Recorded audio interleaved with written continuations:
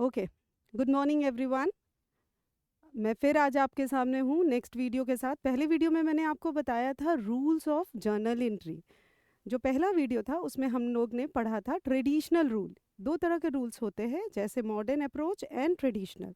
तो हम लोग उसी ग्राउंड पर आज उसको कैसे कन्वर्ट करते हैं मैथ्स में, ये चेकआउट करेंगे। तो थोड़ा सा अगर रिव्यू आप लोग लेना चाहें तो हम लोग पिछले क्लास में 3 अकाउंट के बारे में जिक्र किए थे। वो कौन था? Real, personal and nominal account.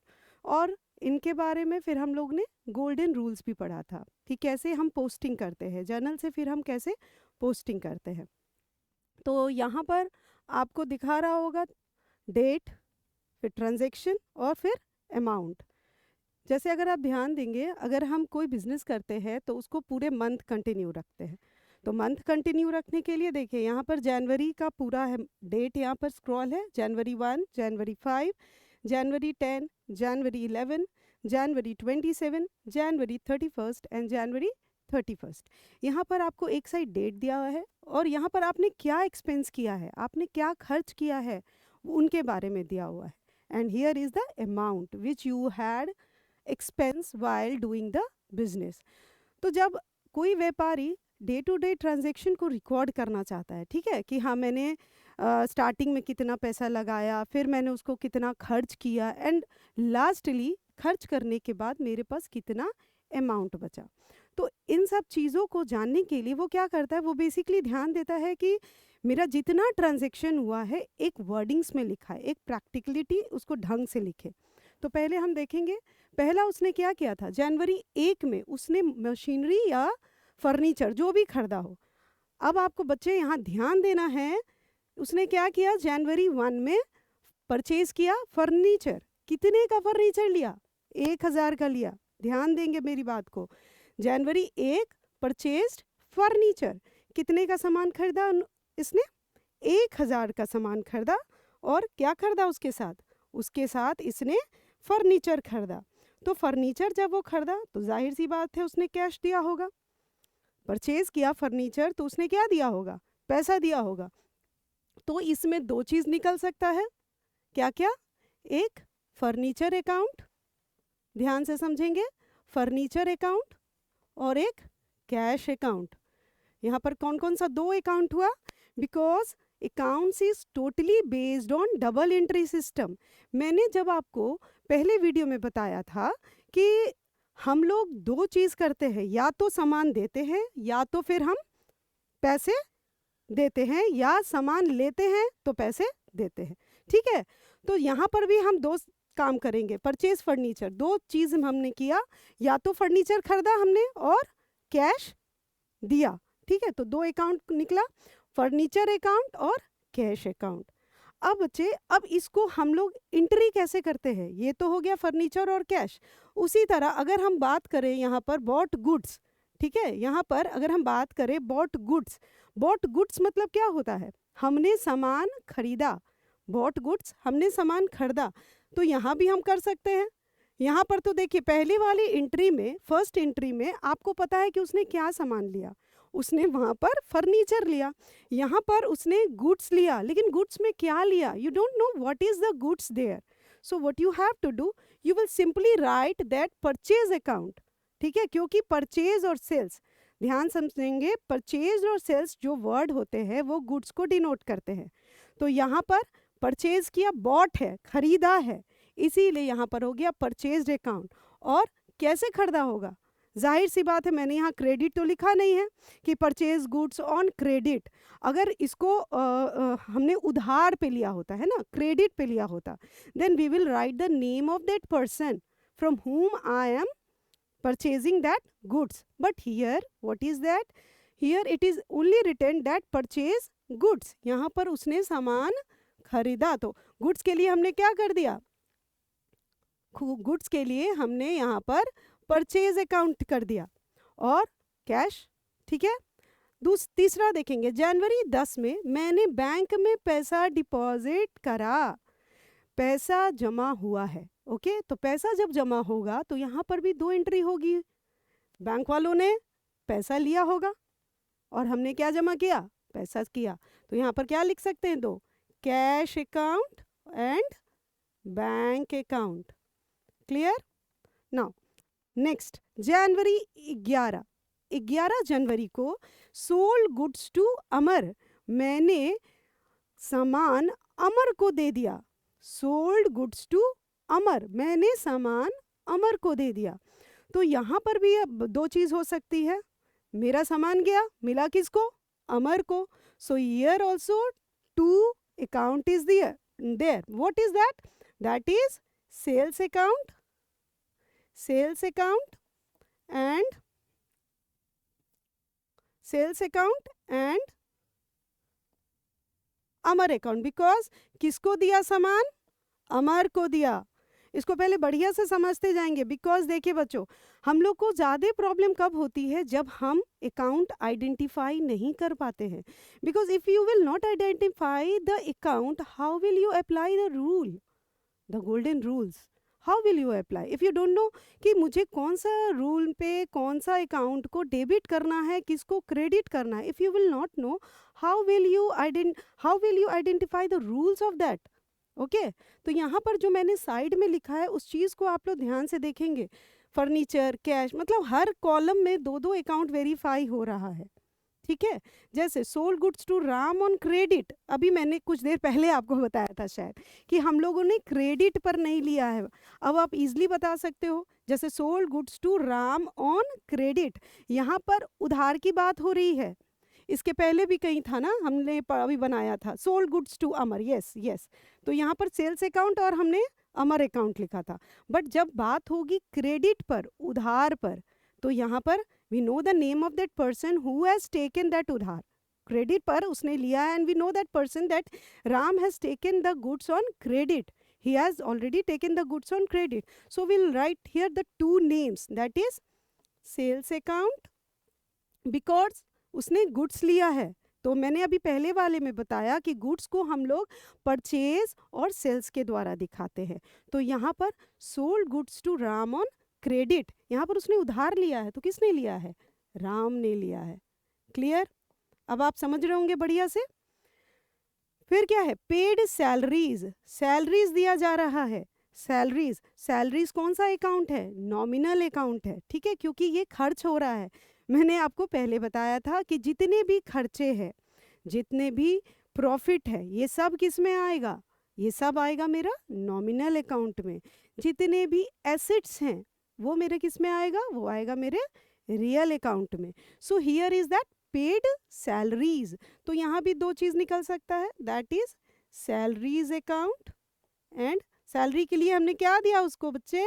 Salary के लिए हमने उसको कैश दिया है. We had given the cash here. So salaries account to cash account. Okay. Same as rent में भी पेड रेंट दे रहे हैं. Rent is also an expense item, isn't it? Rent है ना हमारे लिए खर्च. हाँ, उनके लिए इनकम भी हो सकता है. लेकिन यहाँ पर एक वर्ड है पेड, मैंने पेड किया. If I am the owner, I am receiving that rent, तो वो मेरे लिए प्रॉफिट होगा. बट यहाँ बोल रहा है पेड रेंट. वो आपको क्वेश्चन में ऊपर दिया रहेगा दैट आप ओनर के रूप में बना रहे हो या आप एम्प्लॉय के रूप में बना रहे हो. That will given in the question only. So don't need to worry about that. Okay. So that is rent account and cash account.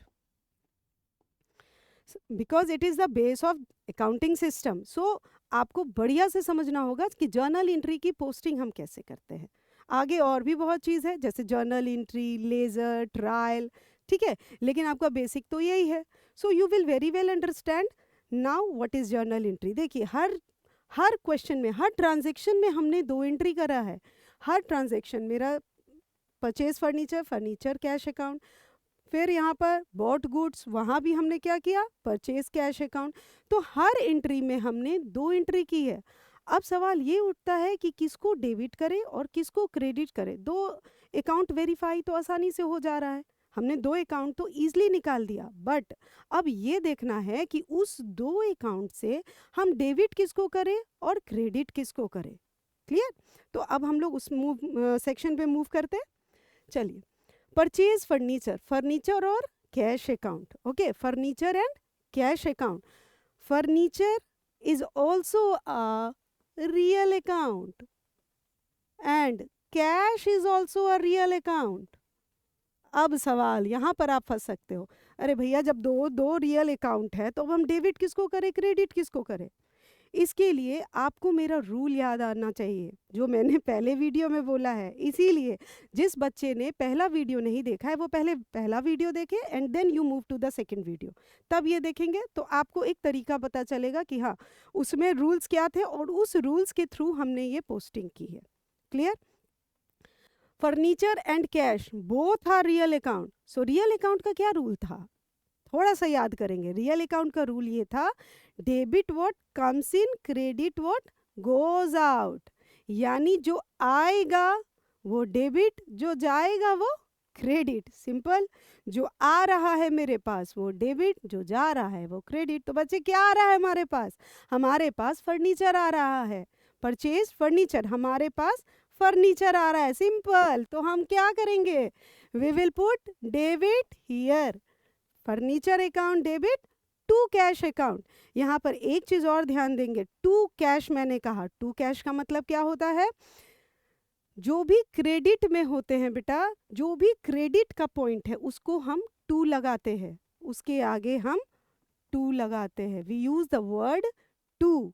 Okay, तो ये हो गया मेरा फर्नीचर अकाउंट डेबिट और cash account credit. Clear? Furniture account debit, cash account credit. देखिए इसको हटाते हैं अभी और इसको यहाँ फिर से लिखते हैं। देखिए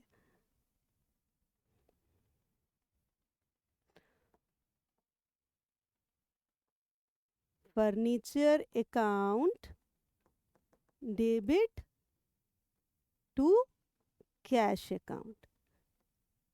okay, furniture account to cash account. अभी पहले आप ये समझ रहे हैं कि डेबिट किसको करना है, क्रेडिट किसको करना है।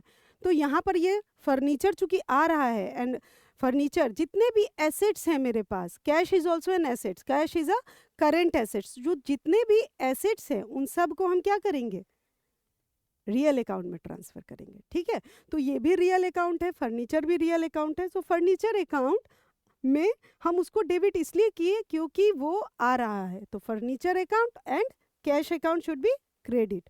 Now second one is bought goods, सामान खरीदा। अब यहाँ पर देखिए यहाँ क्या हो सकता है, ये अगर थोड़ा सा दिमाग लगाएंगे तो इसमें भी वही चीज़ है, purchase account and cash account. तो परचेज अकाउंट क्या हो जाएगा, it is also a real account. ठीक है, चलिए, it is also a real account.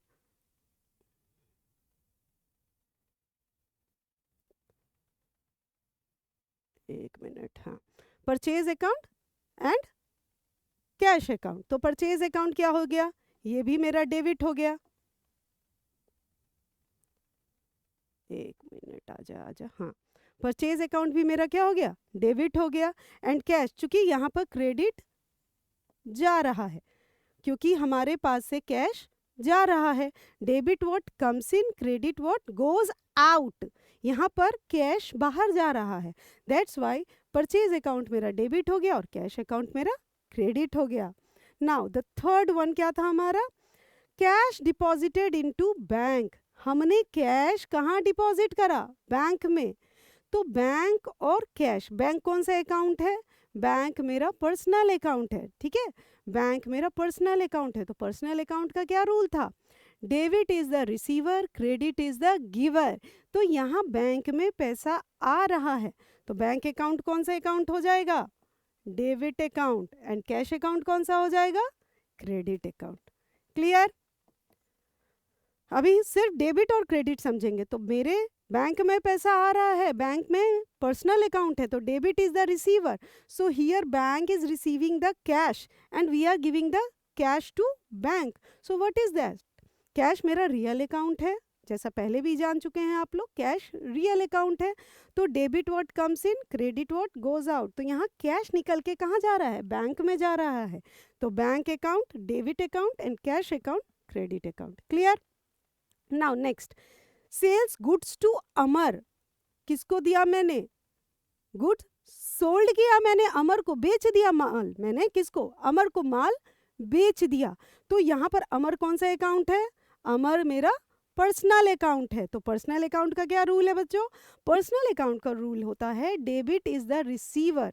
देखिए जर्नल एंट्री बनाने के लिए आपको रूल एकदम दिमाग में होना चाहिए, ठीक है।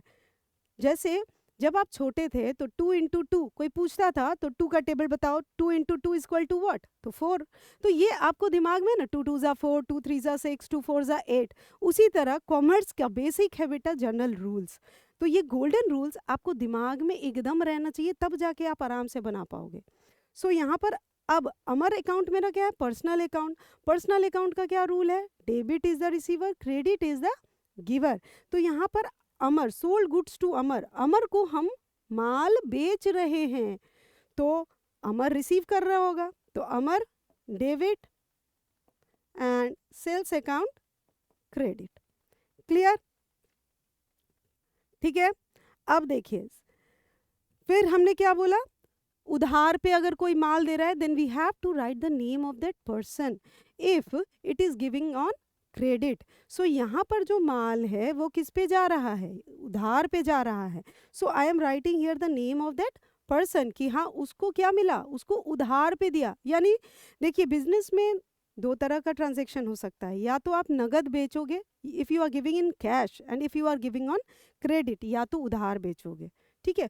बहुत बिजनेसमैन क्या करते हैं, उधार पे माल दे देते हैं और बोलते हैं हाँ ठीक है चलो 1 महीने बाद पैसा आ जाएगा, 1 सप्ताह बाद पैसा आ जाएगा, लेकिन उसकी भी एंट्री होती है। ये प्रिंसिपल में है कि हाँ जो उधार पे भी जा रहा है उसकी भी एंट्री की जाती है। तो यहाँ पर एंट्री क्या है? उधार पे भी दी जा रही है। तो उधार पे हम कैश तो लिख नहीं सकते हैं, सिंपल सी बात है। उधार दे रहे हैं तो उस व्यक्ति का नाम लिखना होगा ना जिसको हम उधार दे रहे हैं। तो सेल्स अकाउंट और उस व्यक्ति का नाम राम अकाउंट, लेकिन माल तो जा रहा है ना मेरा, तो same debit account, Ram account and sales. Sales भी मेरा क्या है? रियल अकाउंट है, इस चीज को समझेंगे। एंड राम अकाउंट, राम मेरा क्या हो गया? Personal account. ओके, राम मेरा क्या हो गया? Personal account. अब ये अब लास्ट एंट्री समझेंगे ध्यान से, पेड सैलरीज और पेड रेंट। सैलरीज और रेंट ये क्या है? ये मेरा खर्च है। If I am a employ I will receive that salary, है ना। और अगर मैं कहीं रह रही हूँ तो मैं उसका रेंट पे करूँगी। तो सैलरीज क्या है? सैलरी मेरा खर्च है and it is a part of nominal account. Clear? तो नॉमिनल अकाउंट का क्या रूल है? नॉमिनल अकाउंट का रूल है debit all expenses and losses, credit all incomes and gain. तो यहाँ पर मेरा सैलरी अकाउंट क्या है? सैलरी मेरा डेबिट है। क्यों? क्योंकि वो खर्चा है। अभी मैंने आपको बोला debit all expenses and losses, ठीक है। इसको अच्छे से समझेंगे बिकॉज यही एक ऐसा कॉन्सेप्ट है जो समझ में नहीं आता है। जैसे देखिए सैलरीज, ओके, सैलरीज ये क्या है? ये मेरे लिए खर्च है, ठीक है, एक्सपेंस है। और ये किसका पार्ट है? नॉमिनल का, नॉमिनल अकाउंट। नॉमिनल अकाउंट है सैलरीज। तो सैलरी क्या हो गया? Nominal account. रूल क्या हो गया? Debit all expenses, debit all expenses and losses. Okay, debit all expenses and losses, जितने भी खर्च होंगे, जितनी भी हानियां होंगी वो मेरा डेबिट में जाएगा। तो इफ अगर हम इसको खर्च मान रहे हैं, because if I am giving that salaries to someone so it is an expenses for me. एक तरह से लॉस ही हुआ मेरे लिए ना, मैं किसी को सैलरी दे रही हूँ तो it is N loss for me. Salary account debit, और क्या दे रही हूँ उसके बदले?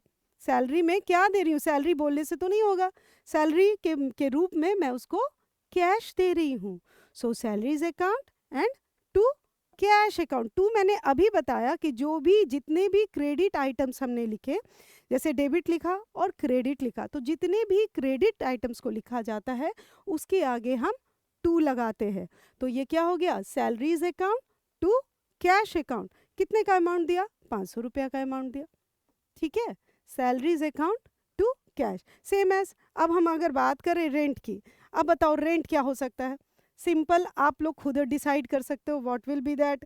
Rent account, rent rent account is also a nominal account, so same rule will apply on this also. What is that? That is rent account nominal, debit all expenses and losses, credit all income and gain. तो rent account मेरा क्या हो गया, debit हो गया। और क्या दिया हमने बच्चे, हमने क्या दिया बेटा, कैश अकाउंट दिया, तो cash account will be the credit. Clear?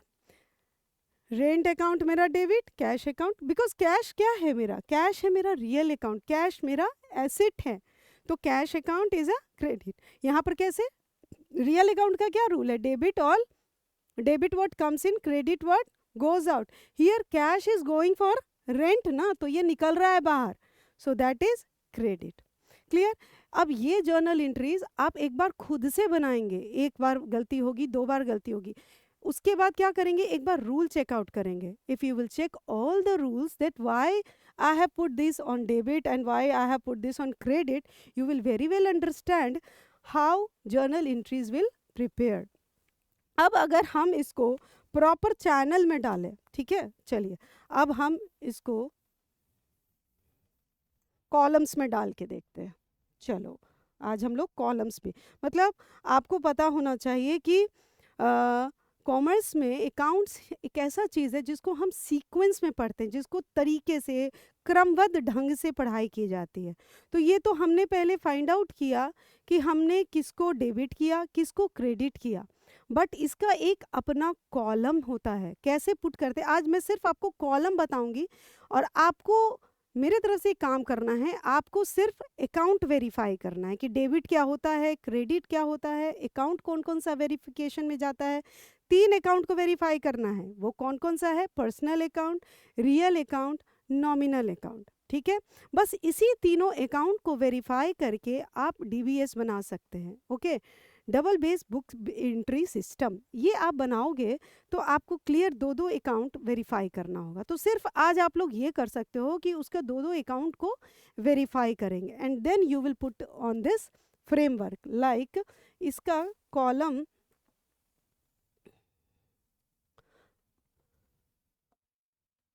ऐसे बनता है, रुको रुको रुको रुको,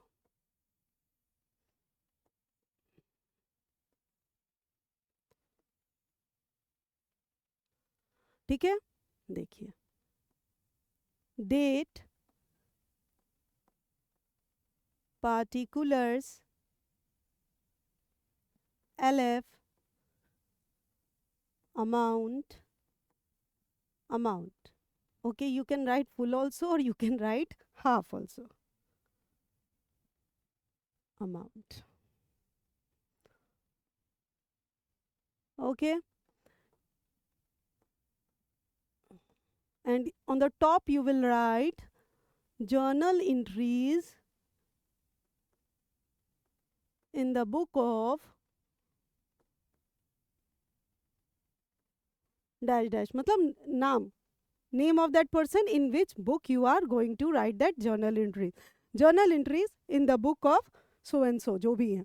फिर date, particulars, LF, amount and amount. So अगर अब आपको कोई भी एंट्री करनी है तो पहला तो डेट यहाँ डाला बच्चा, जनवरी 1, है ना।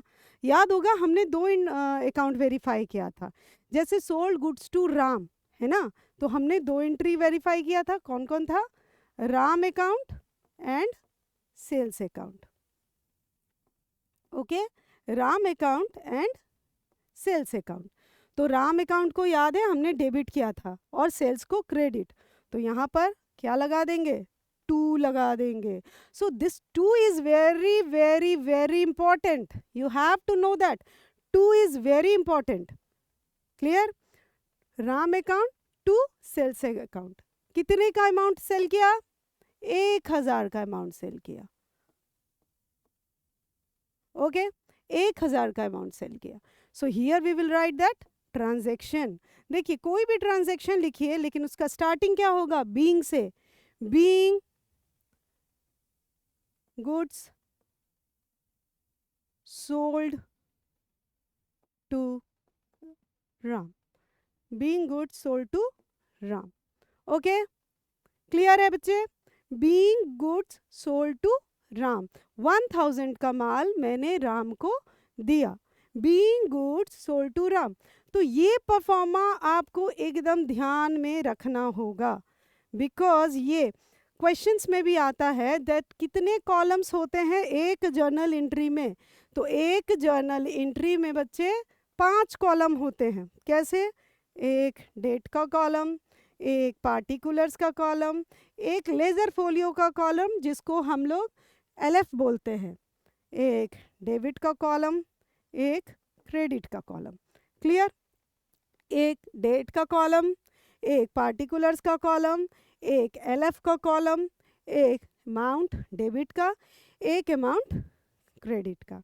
Okay, so now you will very well understand कि जर्नल एंट्री का परफॉर्मा कैसा होता है, how we are writing, and this narration is the important part. Don't forget it to write at the last of that transaction, because इसके बिना आप identify भी नहीं कर सकते हो.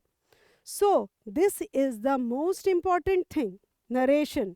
Being good sold to Ram. इसको देख के आपको समझ में आएगा अच्छा मैंने क्या ट्रांजेक्शन किया है, मैंने क्या करा है.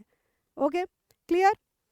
सो आज के लिए बस इतना ही. We will move to the next video, जब मैं आपको इसी का और एक्स्ट्रा और बताऊंगी कि कॉन्ट्रा एंट्री क्या होता है और ट्रांजैक्शन क्या होता है, जब 2 बार या 3 एंट्रीज 3 एंट्रीज जब एक बार में आ जाए तब क्या होता है.